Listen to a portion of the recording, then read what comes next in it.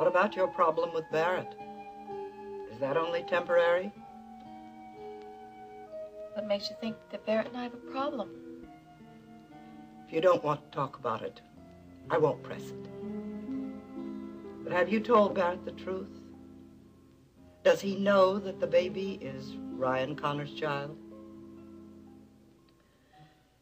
No. No, I haven't told him yet. Any plan to? It's not the time. Ginny, there is not ever going to be a good time. I know that. I just can't do it now. All right, honey. But just remember, Ginny, anytime you want to talk about your problems, I'm willing to listen. Thank you, Kate. I love you, Ginny. I love you as though you were one of my own. And I can't bear to see you so upset. I'll be fine. I may need some time, but I'll work everything out. Don't worry, okay? Max? Hey, Barry. Say, listen, Ruxton, he delivered that fence wire you ordered, but Jeb thinks it's a couple 1,000 feet short. Yeah, okay. I got the invoice in the study. I'll check into it. You seem to be having quite a talk with my son. Do you mind? No.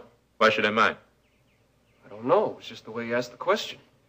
Well, there's no reason why you shouldn't talk with Steve. I know he admires you.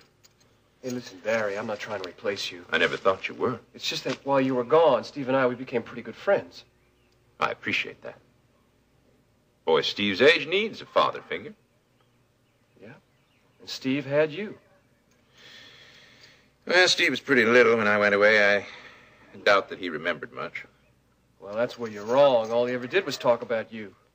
All boys need a hero. For some, it's Superman. Steve, it was an absent father. You know, I don't think you know how much he really cares. I mean, he talked and talked about you, about the things you do when you get home. He never gave up on you. Well, I'm glad to know that someone in the family kept the faith. Look, Barry, Steve needs you. Listen, I was just around. I was just somebody for him to talk to. Now, we never pretended I was anything more than just a buddy. I understand that, Max. You know, it's only natural for a kid to come round and talk to his buddy when he's having a disagreement with his parents. You're talking about the camping trip? Yeah, the camping trip. That's all that boy seems to be able to think about these days. Well, it's important to him, Barry. This is a big event in his life. It's part of Easter vacation. Are all the fathers going with their sons? Yeah, most of them. But until now, you've always gone with Steve, haven't you? Yes. And did Steve ask you to go this year? No, that was just something he assumed you'd do.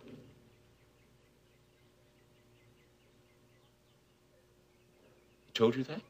Yeah. That's all he could talk about while you were gone, how this would be something you'd do when you'd come home. I see. Listen, Barry, you know, it's still not too late. Now, listen, I'd be more than happy to take on your chores if you decide to change your mind.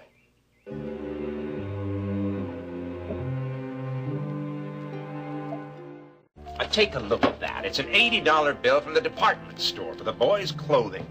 Ginny buys Steve clothes once, twice a year. She always waits for the sales. $80 doesn't sound like a bargain to me. You haven't been shopping for a long time, Barry. You don't know what the prices are like these days for jeans and shirts. He's only a boy, Grandma. Yes, and we've managed to dress him in nice clothes without going broke. Now, if you don't want to pay that bill, give it to me. I'll pay it. Now, don't be ridiculous. That's exactly what you're being. I wish you'd take better care of yourself. When you get tired like this... I'm not tired. Why do you persist in saying that I am? Because you get riled up so easily. Your father was the same way, and your grandfather before him. Now, that's one sure thing you can say about a martial man. If he's lost his temper, he's tired.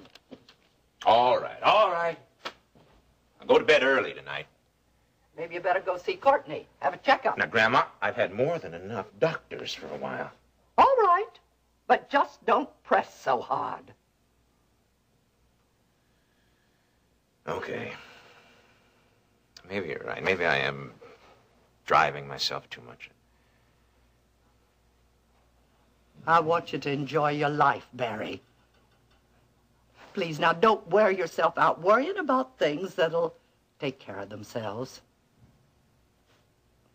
Thanks for the advice, Grandma.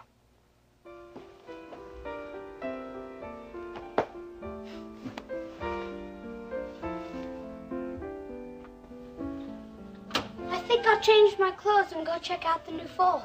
Have you decided on a name for it yet? I'm not sure, but I've been thinking about calling him Maximilian.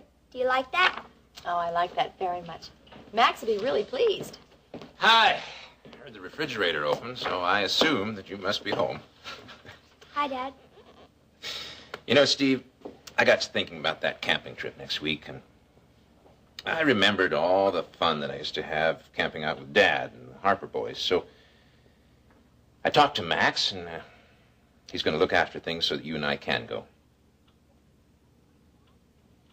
That's great, Dad. I'll go phone Buddy now and let him know. I'm really glad you changed your mind about that trip. Well, you had everyone on the ranch trying to talk me into it. Barrett, I didn't talk to anyone about changing their mind. Well, I know you talked to Grandma. I talked to Kate all day long about one thing or another, but I certainly I don't didn't like mention- you going to her behind my back. Barrett, She can be difficult enough without you putting crazy ideas in her head. what crazy ideas? That I'm losing my grip on reality. That I'm working too hard. I'm not a good father to Steve. I didn't even think any of that, and I would not talk to Kate about it if I had. You're my wife, Ginny. And wives are supposed to support their husbands. Take their sides. I have always supported you. Not lately. And I won't have it. I don't like the conspiracy that's taking place around here. Conspiracy? You just remember one thing, Ginny Marshall. You and I are legally married now.